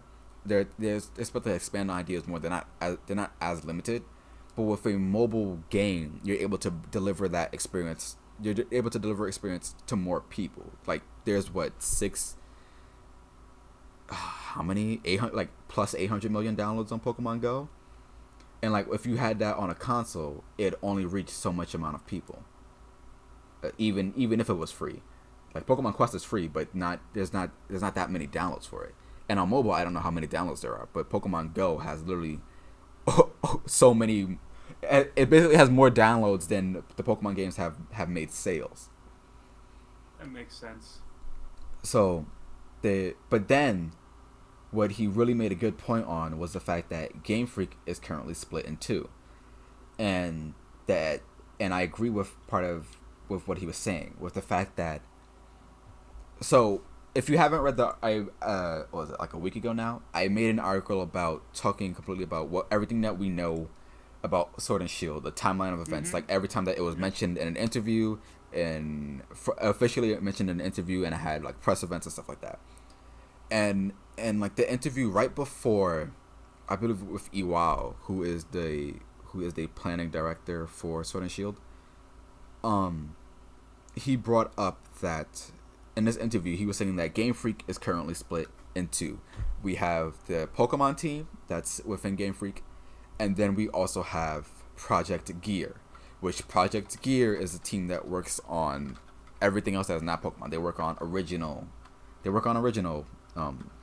IPs and games. And the last game that they worked on before what I'm about to mention was Giga Wrecker, which was originally a Steam game, a PC game, and then it just got recently ported to PS4, Xbox, and Switch. So, and that came out what did Giga Wrecker? I think it came out 2013 maybe. Giga Wrecker PC. Giga Wrecker on Steam came out February 6, 2017. So while so the same year that Ultra Sun and Ultramoon came out, they were also still working on that, that side game. But that's completely two different teams, so you have two different focuses. Now, here's the thing, which is a good point that Still Spectre raised up, is that they announced Town in that September Direct where Isabelle got announced for Smash, which honestly looks better than what even though it's going for a different style, it looks more consistent from like the minute of stuff that we've seen. By the way, we've only seen like a minute of Project Town. So although it's not a fair evaluation, from that little bit of what we've seen, still looks a bit more consistent than what Sword and Shield does, right? So why, and what I want to get to is that why is it that Game Freak is clearly, they have a team working on Pokemon Sword and Shield, but when Sword and Shield is like a big important release, it's honestly the first mainline console game, why would you not put all of your eggs in that one basket? And maybe they are, because we haven't seen shit. We haven't seen a single goddamn thing of Town since it was first revealed, except maybe like one picture. We haven't seen anything else. So honestly, they could have all their eggs in one basket to what Pokemon Sword and Shield is, because again, we've only seen like 20% of Sword and Shield. And even in trailers where people are pointing out like, hey, this tree looks bad, or like the ground, like that part of that bridge that's in the opening shot to the reveal trailer of Sword and Shield, it's not fully connected to the ground. But yet, if you look to the right and down of that same trailer, it literally says gameplay not final. This is of a game that is still in development. Yeah. And I'll pull it up right now. Hold on. But yeah, games can change between trailer and release. Yeah. It's very rare for a game to stay the same between trailer and release. Like, I can't think of many modern games that even did that. Like, aside from Devil May Cry 5. No wait, I did not want to look at it on their website. It's gonna probably slow down stream. So Oh no. if we it didn't slow down the stream, but I don't want to use their website. So let's look at the reveal trailer for Pokemon Sword and Shield right now, because in one specific town, I don't know the name of it right now. We don't actually. I don't think we know the name of any of the towns. Hold up, let me just play through the trailer. So yeah, in this town right here, we've seen other footage of this town. But right here, just from these few shots, and later in it, there is clearly no NPCs at all in this town completely. And this isn't like just a static shot. This is like an image where you can actually see like there's a gym in this clock tower. You know, so and then when you go to what is it? Go to the June Direct, where we can see. Let me go to the trailer actually. I think, cause I think they show it. They show like the town again, a shot of the town. Mhm. Let's see, or it might be later when they're talking about the towns in general. You started to see NPCs in the town, like literally in the same town that was in the first direct. We see the same town again, and now it has NPCs. So things clearly change. So the way that people are evaluating the fact of people stating that like, oh, they're getting lazy, the game looks bad, when you're looking at a game that's still in development, even though it has a few months away. We already know that from trailers. They've added things already. NPCs, of course, the town would have NPCs normally, but from the initial trailer that we saw, there weren't NPCs. So it's like things are gonna change, even how minimal it is. Even the textures, although we're making a big deal about it, the textures are still minimal, honestly. But outside of the entire scope of the game. Turn off that window capture, by the way. Oh, whoops! Whoa, my bad. Thank you for telling me that. Thank you for telling me that. My bad. Yeah. But yeah, I think the visuals are just a problem with the wild area. I know people complain about the battle animations, but fuck you guys. I don't want to wait forever for a drawn-out animation. Yeah. I hate the Pokemon Coliseum games because of those long animations. Yeah. As much as I love the Battle Revolution games in terms of playing it, that shit is boring as fuck. Because it takes so long for something to happen. I'd rather animations just be brief and minimal rather than long and drawn out, no matter how flashy they are. That's boring. Right. That's boring to watch. And people, boring to sit through. And I get what people are trying to say, that Game Freaks, that Masuda said that, hey, we're focusing on quality animations, but yet they still have like the double kick animation. Like Score Bunny doesn't have a physical attack animation for double kick. We've only seen a physical, from what I think we've seen. Because I haven't seen Score Bunny from when I was watching the E3 Treehouse. They had Score Bunny attack with double kick, but they never had him attack with quick attack. So I don't know. He definitely does have a physical attack animation, but we haven't seen it, or it wasn't on double kick. Why? Because they're just reusing that same animation that they have for double kick from like Let's Go and X and Y and stuff. Which should they reuse it? It's honestly up to what you think. Should they reuse it? They could make a new one. It's like why make a new one? It's fine. Yeah, you can make a new one, that's appreciated. But now we're nitpicking that they don't have a new one just because they said that they're working on quality animations. Yeah. When we're gonna ignore literally everything else about the game that we haven't seen yet. And what was it with the I know I talked about this in the last stream that we did in the surprise Good Morning Source Gaming episode 22.5. The fact of like the Wingo animation, or like somebody on Twitter was stating to me how like the Pokemon just pop into existence like in the wild area. Yeah, Pokemon have to spawn. How else are you gonna animate the Pokemon coming in? Like there's a burrowing effect. And then they come up. They don't just like pop in like randomly. There's a burrowing effect before they pop in. It's kind of like in Generation 5 when there's a rare Pokemon that appears and it has like the little burrowing in the cave. Except that for now it's standard where it's a burrowing effect, and then a Pokemon appears. That's how they spawn into the area. That's I don't understand why people have a problem with that. right.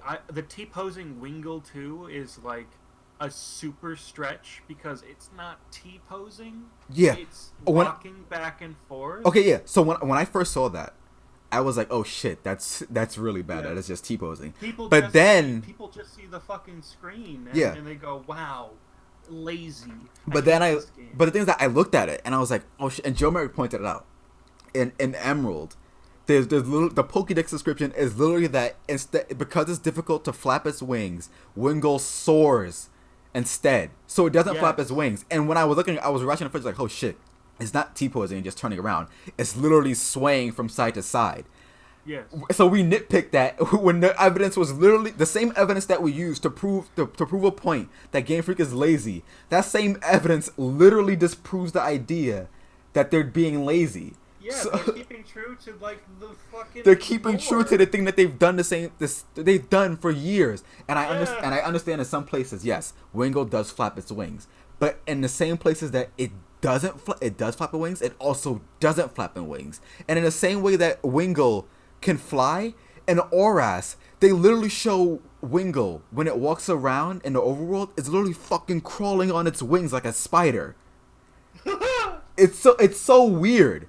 But yet they've interpreted the way that this Pokemon moves so many times, and yet each of them still sticks true to the original interpretation.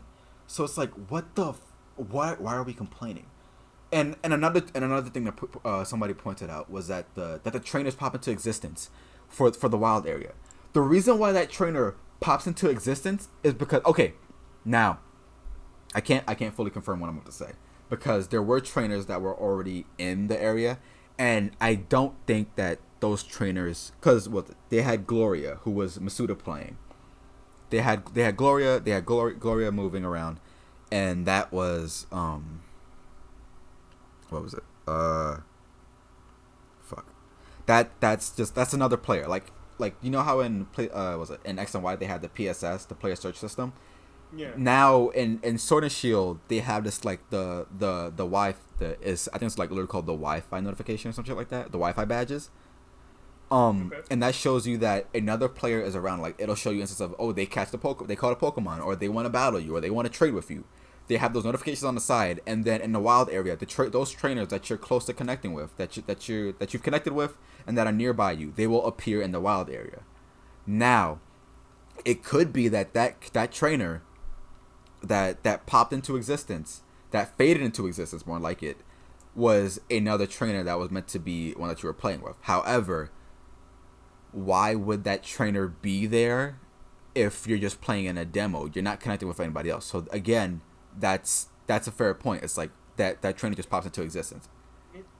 So it's like, I haven't seen it, but it sounds like it's just draw distance, which like it's a fucking open world area. What do you expect? It could be draw distance. Draw distance is like terrible in most games. Well, it's the fucking Nintendo Switch, guys. Okay, I disagree with you a little bit, maybe, because in the wild area we can definitely see from a distance the next town, and that could be just part of the setting. That's different. That's different from draw distance. Okay. Draw distance is the individual objects in the world that pop in around you, not the actual world itself.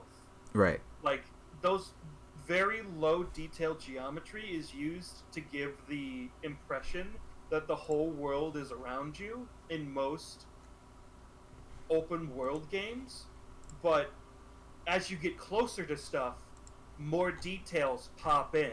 Okay. So stuff like NPCs, grass, objects like that will pop in or fade in the closer you are to them. Okay. They won't stay there all the time because we don't have the processing power to keep everything on screen at the same time. For the Switch. It's just completely inefficient. Right. No, on anything. On anything, really?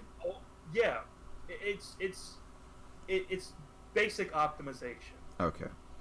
So we don't have the power to keep everything on screen. That's too much memory being taken up. That's too much CPU taken up. It's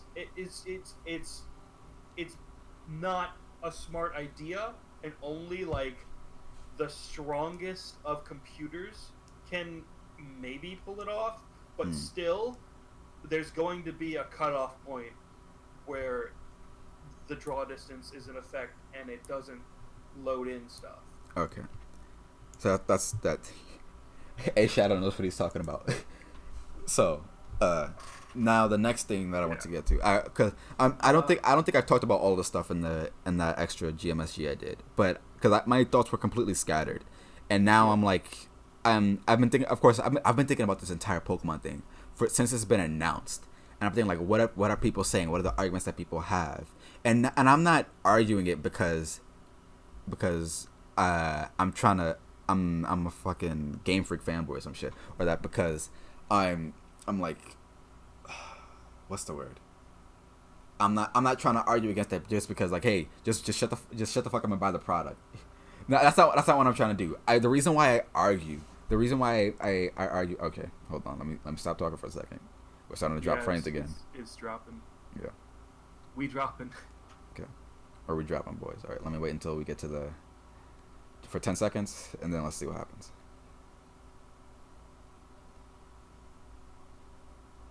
Okay. So the reason why I'm arguing this is because I feel like there's always multiple sides to something. There's always multiple sides to something, and then if we just take what we have so far, and if we take it at plain face what's it called face We value. take everything at face value. Yeah, if we take everything at face value, we're not actually evaluating everything fairly. Yeah. So with the Steelix with the Dynamax Steelix thing where it pops in right after Arcanine Dynamaxes, right? So the thing, yes, that popping is bad, and I again I can keep using the game is still in development. It's a demo argument, but let's also recognize that throughout that entire through the rest of that battle, the Steelix also still doesn't randomly pop up. So it could be a way that they process it so that when the Pokemon is Dynamaxing or when the Pokemon is animated, that when it's in this Dynamax cutscene or whatever, it like it unloads the Steelix so that it can focus on just loading in this Arcanine at the Dynamax That makes Pokemon at sense. once. It could be that. It could be that it's all rendered at once, which I don't. If it was, it maybe it will drop frames more. It's not completely noticeable to me whether it dropped frames again because I'm not playing it. But from what it looked like, it didn't look like it was dropping frames at all through that animation. It's very likely that it unloads the other Pokemon for that animation. Yeah. So when the game actually comes out, that may not be an issue. Oh god. Stop loading stuff on a web browser. Wait a minute. Me? Yeah, just stop clicking on stuff. I'm not clicking on the web browser. I'm clicking between Discord and OBS just to see how's the connection going. But yeah, I closed out that tab, and then let me fucking close out this tab too, just in case. So for like that Steelix, that's something that can be fixed when the game comes out. But oh my fuck, happening. Okay, no, that's just Discord. So, no, it's not just Discord. God damn it.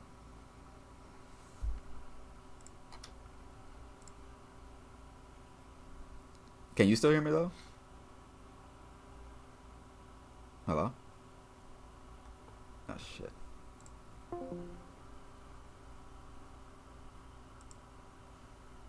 Oh no. No, I left. I disconnected to see what would happen, and then I disconnected. It completely picked right back up on quality, and now it's dropping again. Fuck. Oh my gosh. No. Oh, thanks Discord. Hold on.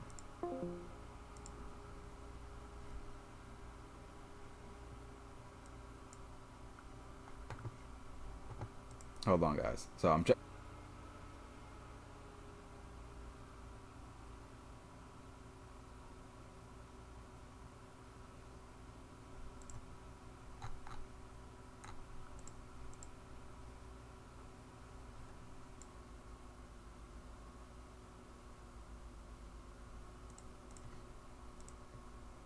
Hello.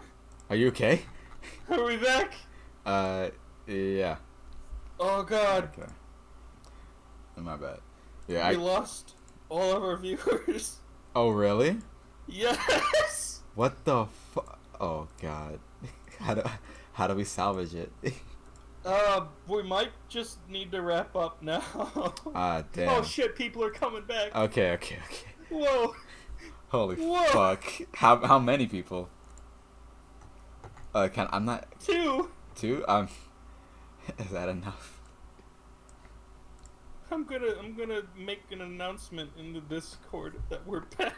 Alright. God, what a fucking catastrophe. I don't know what happened. Don't restart your router in the middle of the stream. I had to though. Cause my internet was completely God. cutting out. Oh God. So either we continue to drop frames and the quality goes to shit, or I had to reset my internet. Cause no. Cause otherwise, Is it doing it now? no, I'm not saying it's doing it now. I'm talking about that's what I had to do, or else we wouldn't have been able to continue to stream anyways. Okay. I wouldn't do it unless I had to. So. Okay. So Pokemon. Yeah, Pokemon. Game Freak's trying to take me down. Game Freak. So yeah. No, it's not Game Freak. It's the people who don't like Sword and Shield. Yeah. So basically, yeah. The reason why. So I can understand what he's saying in the fact of we have. Although yes, Sword and Shield is a game that's still in development and it could look better. It is pretty weird that Game Freak is not putting all their work towards Sword and Shield. They're making Town, even though we don't even know how development is going on that game, and we've barely even seen any of it. We literally haven't seen shit. So I'm pretty sure that the unpolished part of Sword and Shield that we've seen, the wild area, is just because it's an open area. Polish goes way down when you make open games. Y'all are fucking spoiled by Breath of the Wild. Most open world games are super unpolished, super rough. I expected nothing more. Also, I'm glad you brought up Breath of the Wild because I would have forgotten. Some people were literally comparing Breath of the Wild and Xenoblade 2 to Sword and Shield in terms of like the way that it looks, and I get what they're saying. It should. Sword and Shield looks better than Xenoblade 2. Xenoblade 2 is better. Well, okay, I'm not speaking. Technically, that game is a fucking blurry mess. Okay, I'm not speaking and what the fuck? Come the fuck on. Why the? All right, we're not leaving, but it just randomly dropped. It did that before anyway, so that's nothing to worry about. Okay, anyways. Okay, so although the art style is completely subjective, Xenoblade 2 does have a lot more going on at once than Pokemon does. Going on, but it's a mess visually. It's so low resolution. It's so messy. There's too much going on that the overall picture just looks cluttered. But Sword and Shield is nice and clean, and I appreciate that way more. Right. And the art Xenoblade 2 is a fair comparison though, because it probably had as much people working on it as Sword and Shield. Well, because they took almost all of Monolith Soft out of the studio to work on Zelda Breath of the Wild. That's true. The thing. Zelda Breath of the Wild is not a fair comparison with Pokemon Sword and Shield. Because that game's been in development for like 6 years, maybe. 5 years. Breath of the Wild had 4 years of development and the largest staff of any Nintendo game to date. It probably had hundreds of people working on it. It definitely had hundreds of people taken off of Monolith Soft to work on it. They literally almost completely gutted an entire studio to make Breath of the Wild. Right. Hold on. I'm just fucking. Oh, shit. Hold on. Let me just. Fuck. I have no idea why this is happening. Your connection on voice sounds fine. It doesn't sound like you're cutting out like before, so. Yeah, it should be okay. Yeah, I can still hear you, but for some reason, it's still saying the frames are dropping on. Frames are dropping, but that's fine because we've got a still image on screen. Okay, so yeah, so yeah, what you were saying was good. Now, what you're saying makes sense. Now, the argument of saying this is Game Freak's first console game. Although it is their first console game. It's their first console game Original. from scratch. Not completely made from scratch because it is based off of Let's Go as well. It's based off of Let's Go. I just mean the world. Okay, yeah. It's the first one they made from scratch. Yeah, we're not gonna even count Pokemon Quest because that's not a mainline game. Yeah. And then Town, although yes, it is also a console game. It is also a separate team working on it, maybe. Because the whole point of Gear Project is that one of the aspects of Gears Project is that they're working on new IPs and they're working on original ideas, but to also come back and refresh Pokemon to bring in also new blood and also newfound ideas. That's part of the point. So, but do you remember Tembo the Badass Elephant? That was weird. Yeah, I didn't play it, but I know about it. Thanks, Game Freak. That was James Turner's game, I believe, too, as well. I believe he directed that, and he's the art director now. Yep. So that's exactly the case. So it's like the art style of Pokemon itself also, although of course in some games like Sun and Moon, it was completely expanded with like foliage in certain areas. Mm-hmm. When you're further expanding on it, Pokemon hasn't, because we've never been in this scale of a game before. When you look at Sun and Moon, all of the areas are broken up into small chunks. There's noticeable like loading areas between every area. The game had so much detail for a Pokemon game that it couldn't have big open environments. Right. And even in the open environment has kind of it's enclosed even the areas. Open environments it had were closed areas. This is the first time Game Freak has ever made anything with a large open area. Yeah. And also so something that people don't know is that and I said this again. I'm gonna keep saying a lot of the stuff I said on the stream. So if you already watched it, you already probably know. If you've read the article that I wrote, you probably already know this. But I don't think a lot of people know this, which is that Sun and Moon also didn't have all the Pokemon in it. They said in the interview with Pokemon.com that they were struggling to fit all of the Pokemon in Sun and Moon.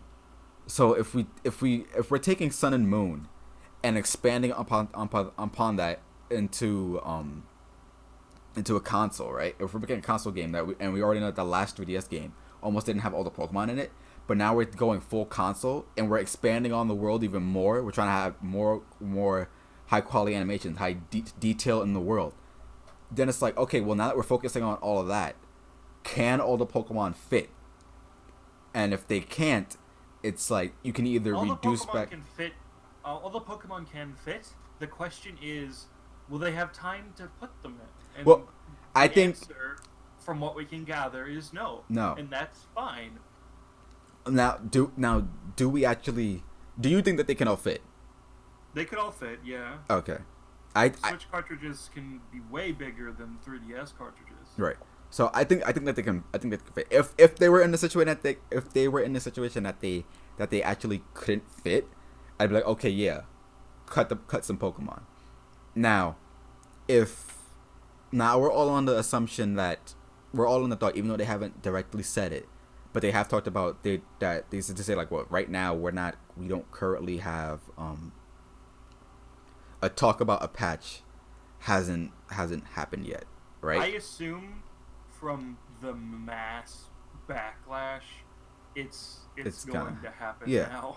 It's going to happen, and even if there wasn't mass backlash, it probably would have happened anyways. Because remember, even though we couldn't transfer all of our Pokemon to Sun and Moon, it still came eventually, and we knew it would come eventually. Right now, we don't know. Even with Sword and Shield. Yeah. Even with Sword and Shield, like, if it had a backlash, it would probably still not have had a patch, because Game Freak doesn't do that unless it had the backlash. So hopefully y'all get what you want. Stop nitpicking Pokemon, you pieces of shit. What the fuck? What's up? Oh, it was a large boom outside my window. Oh shit. It was just a They're truck. coming for you. It was just a truck. What was it? This still should be the most impressive game that they've produced yet. It's the first console game, even if there's reasons why it might not be that way. It's what's being expected. Yeah, I get get being that. Upset. Yeah. I get being upset that all the Pokemon aren't coming back because they've made such a big deal about catching them all in this series. But Yeah. like every other monster collection based series out these days doesn't have every single beast or creation it's had for like their entire franchise run. Yeah. And Pokemon is the only one that has done this up until now. Yeah. And Push brought up a good point where it was like, where he was saying when he replied to my tweet saying that that those other games like Digimon and Yokai Watch, they're not based around being able to transfer your Pokemon and always having And I get that. I honestly do get that. But and with Digimon, that's never really been a thing. It's supposed to be about collecting and battling. And with Digimon, they have Digimon is a lot more story based, where you're going to have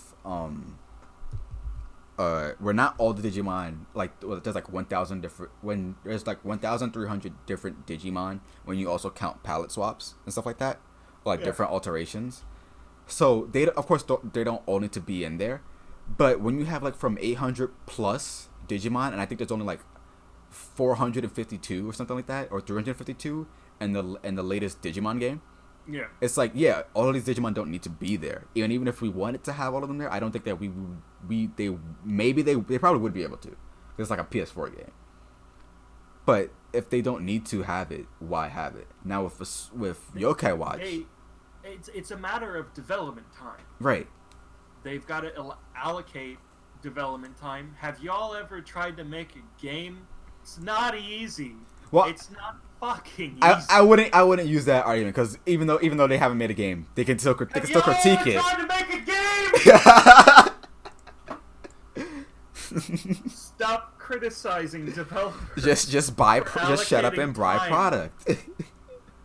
Just stop criticizing developers for allocating time in a reasonable fashion so that their workers aren't overworked and that their project isn't overly ambitious to a point where they can't deliver. Stop it. Make a game yourself. See what happens. What happens. I don't care if you're just a consumer. You don't have the right to fucking complain about that kind of process. I can't. Like, if the final game is bad, okay, sure, whatever. But complaining that developers are just being lazy is like non-criticism. What the fuck is wrong with you? If they don't even make games, you're lazier than them. Next time I'll host it if I'm on. Okay. Yeah, I have no idea why the fuck it's dropping frames so often now. That's so fucking weird, because we've been fucking fine for most of the stream. It dropped frames in some places, but it wasn't fucking. It's probably just your ISP. I think we're back. Yeah, we're back now. Okay, but yeah, y'all are fucking dumbasses. Stop being so silly about Pokemon. It's not a big deal that all the Pokemon aren't coming back. It really isn't. Also, and you should enjoy the game for what it is rather than for what it isn't. Well, yes and no. You can criticize them for what they could have done.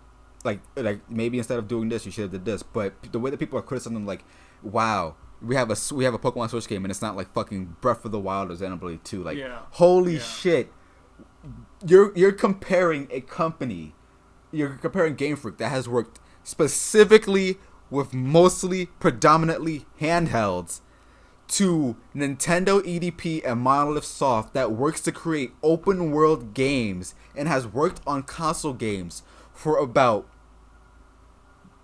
10 plus years. That's just not a fair comparison. Yeah. It's and Yeah. I don't mean that. I get angry, and so I say dumb shit sometimes. But I don't mean that you shouldn't complain about a game like that could potentially be better. I just mean that the way people are complaining is just fucking dumb. They're just nitpicking individual pieces and parts that don't matter in the grand scheme of things. And they're going like, well, this is not good, so why can't we have more Pokemon? Like, that's an equivalent argument. The fuck is wrong with you? Oh, man. It's like, I want this whole thing to be over. I want that whole thing to be over, but it's never going to be over. The internet is fucking crazy. Yeah, and it's like, I'm going to keep seeing it on my timeline, and we're going to just keep repeating the same exact thing. Because the thing is that the people I'm dreading when the game comes out. Because the discourse on Twitter is going to be terrible. Yeah. Oh, man. And it's so... You know what the funny thing is? I went back through the footage, and the type of trees that people are complaining about now were still in the direct from the week prior. But it wasn't even a major complaint. It was not a complaint. It was a complaint barely. People started making complaints when they found out all the Pokemon weren't going to be in. And if it's okay to critique Game Freak. You should critique Game Freak. Critique the products that you love. That critique is the best way. In a reasonable fucking way. Yeah, critique it, and if the fact that you're critiquing it shows that you love, it shows that you care about the franchise. Nitpicking it does not. But if we're gonna complain about the shit that was already there before, but we're not gonna complain about it until it stacks up. Maybe maybe for some people the Pokemon being removed is the tipping. It was that tipping point. I get that, but if you weren't gonna complain about what you think is an issue now, when that same issue still existed before, there's a fucking problem. I get that something. I think that something ticked you off, but you should have already evaluated that something was wrong beforehand. I notice things about Nintendo fans. With their tendency to nitpick things, and that they think that they're like hot takes and like really poignant.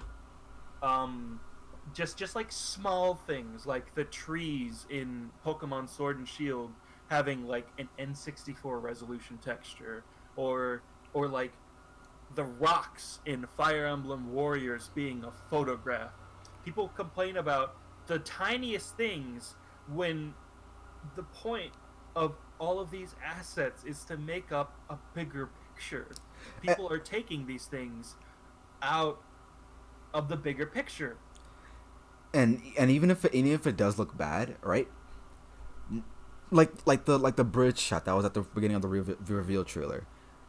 When you're playing the game, none of that from what we know so far. Again, the pop in for Steelix, if I was in the big game, yeah, that'd still be fucking blatant. It'd look fucking weird, right? And if it only happens that one time, you know what? That's fine. That pop-in still shouldn't happen at all. But if it only happens that one time, that's passable, right? They should work on the transition. Yeah, work on it. It's not that it's passable, but in the grand scheme of it, when it only happens that like one time, and it's like when it's just in that animation that like because it renders it back in. Yeah, I get that. That pop-in shouldn't happen at all. But if it never happens in the rest of the match, okay, you know what? That's fine. And of course it can look better. The game in certain places, like we said already, it can look better. But in the grand scheme of things, when you're playing through the game, none of that shit will be even though it might be obvious that it looks that the quality of that texture is bad, or like the ground, or like that little bridge gap wasn't connected all the way to the floor. Yeah, that's not a thing that you even care, that you should even care about. It doesn't affect the overall game. It does affect the way that it looks in some places. Yes, of course, but and it's not overall terrible. Aspect. Right. It's not. It doesn't affect the entirety of the game. Where it does hurt the visual impact of the game a little, but it doesn't hurt from the technical or like the gameplay aspect of it. If the game is still playable, it still works, and it's so hard to word it in a way that doesn't sound like I'm letting them get away with this bullshit. Mm-hmm. But you get what I'm trying to say, right? Where it's that it's an issue, but the game. Oh shit! What the fuck? Oh no! I just clicked off. My bad. The overall game is solid, but yet there's those tiny little things, like tiny little hiccups or little like minuscule details that could be improved upon. And even if they weren't improved upon, it wouldn't hurt the overall game. That's what I'm trying to say. Yeah. It's like fucking. What's an example I can give? Oh, fucking Breath of the Wild. Perfect example. It lags in some places, right? But the overall game is still fucking amazing. Even though you don't like it. Yeah. Even though you don't like it. The quality of the game is not really upset by frame rate issues too much.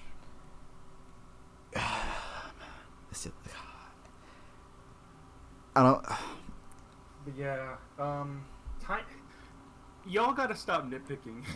Y'all gotta stop nitpicking. It's not cool. It's not fun. It makes people's lives worse.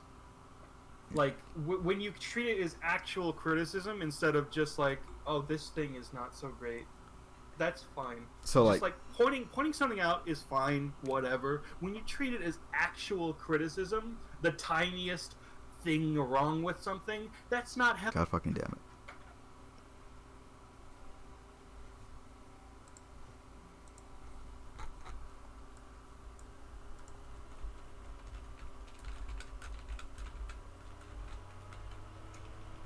Must it not reconnect? Say it again? Is it reconnecting? It's trying to right now, but it's still in the red zone. It's getting better now. Okay. Okay, we're back.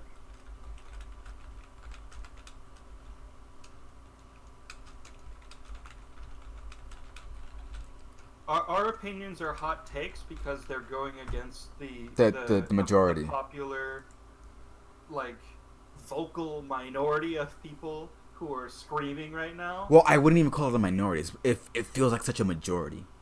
It feels like a majority, honestly. It's nerds on the internet, and like the thing with nerds on the internet is that they tend to listen and tune in to other nerds. Hi, everybody.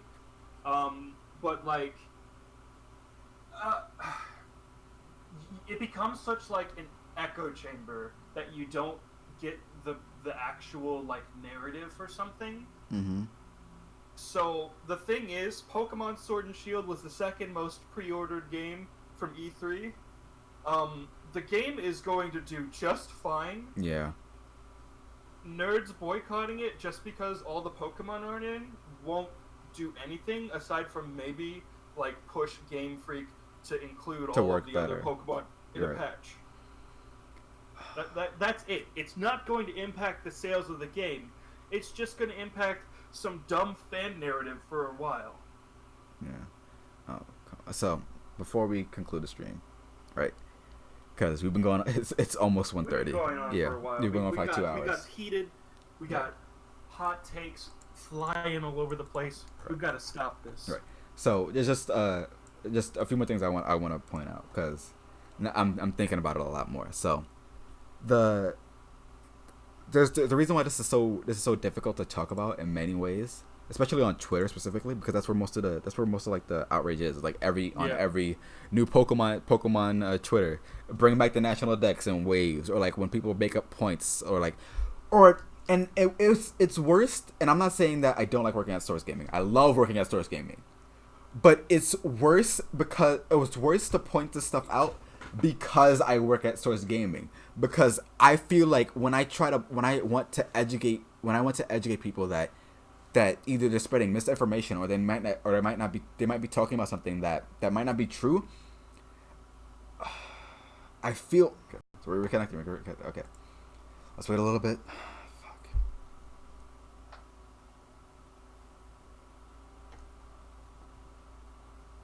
God fucking hell. How is this happening? This shit is annoying. We're back. We're reconnected. Okay. So basically, real quick, the fact that I work at Source Gaming, it makes it a lot harder to talk about stuff because I don't want to look. I'm on a high horse. I just want to educate people when they either spread misinformation, like saying that certain Pokemon aren't in, when all we have cataloged right now is the Pokemon that we haven't seen in trailers and directs and stuff so far. So the fact that I don't want misinformation to spread, but I also want to educate people makes me look like I'm on a high horse that I don't want to be on, even though I love working at Source Gaming. And I'm not gonna leave Source Gaming, but you get what I'm saying. Second, fuck. I get the feeling that when the game comes out, it's going to be worse because I'm the Pokemon person on the team. When I buy Sword and Shield, I am reviewing it for the channel. I am reviewing it.